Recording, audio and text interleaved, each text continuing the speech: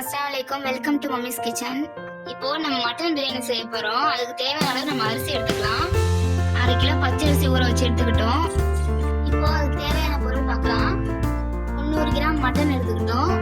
3 teaspoon வீட்டில் அரைச்ச 3 teaspoon வீட்டில் அரைச்ச பிரியாணி மசாலா, 150 கிராம் வெங்காயம், 150 கிராம் தக்காளி, 3 டீஸ்பூன் இஞ்சி பூண்டு, 3 பச்சை மிளகாய், தேவையான அளவு புதினா மல்லி, பாதாம் கசகசா ரெண்டுத்தையுமே அரைச்சி நம்ம எடுத்து வச்சிருக்கோம் 2 ஸ்பூன்.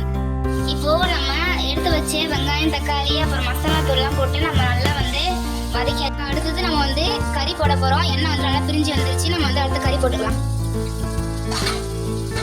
அதுக்கடுத்து நம்ம அரைச்சி வச்ச பாதாம் சேர்த்துக்கலாம்.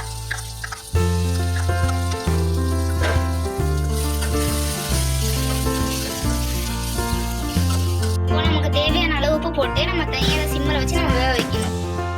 பாருங்க, நம்மளுக்கு மசாலா நம்மளுக்கு வந்துருச்சு. இப்போ நம்ம இங்கே பக்கெட் எடுத்து வச்ச அரிசி இங்கே வந்துட்டு இருக்கு. இப்போ நம்ம அதை நல்லா வடிச்சு நம்ம அந்த கிரேவியில் நம்ம தான் சேர்த்துக்கலாம். இப்போ நல்லா கொதிக்குது. நம்ம வடிச்சு வச்சு சோத்தை நம்ம சேர்த்துக்கலாம். இப்போ நம்ம அரை அரிசியை நம்ம அரிசியை வடிச்சிட்டு இந்த கிரேவியில் நம்ம நல்லா சேர்த்து இடிக்கணும்.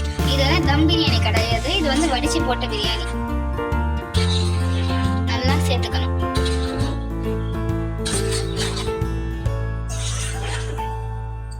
இப்போ நம்ம வாசனைக்காக மேலே நெய் ஊற்றிக்கலாம். ஒரு 10 நிமிஷம் இது மூடி வச்சு நம்ம அதுக்கப்புறம் எப்படி இருக்குன்னு பார்க்கலாம். பாருங்க, சூடான சுவையான மட்டன் பிரியாணி ரெடி ஆயிருச்சு. இதுக்கு நாங்கள் தால்ச்சா செஞ்சுருக்கோம், மட்டன் தால்ச்சா. நீங்களும் செஞ்சு பார்த்துட்டு எப்படி இருக்குன்னு சொல்லிட்டு கமெண்ட் பண்ணுங்க, லைக் பண்ணுங்க, ஷேர் பண்ணுங்க, சப்ஸ்கிரைப் பண்ணுங்க.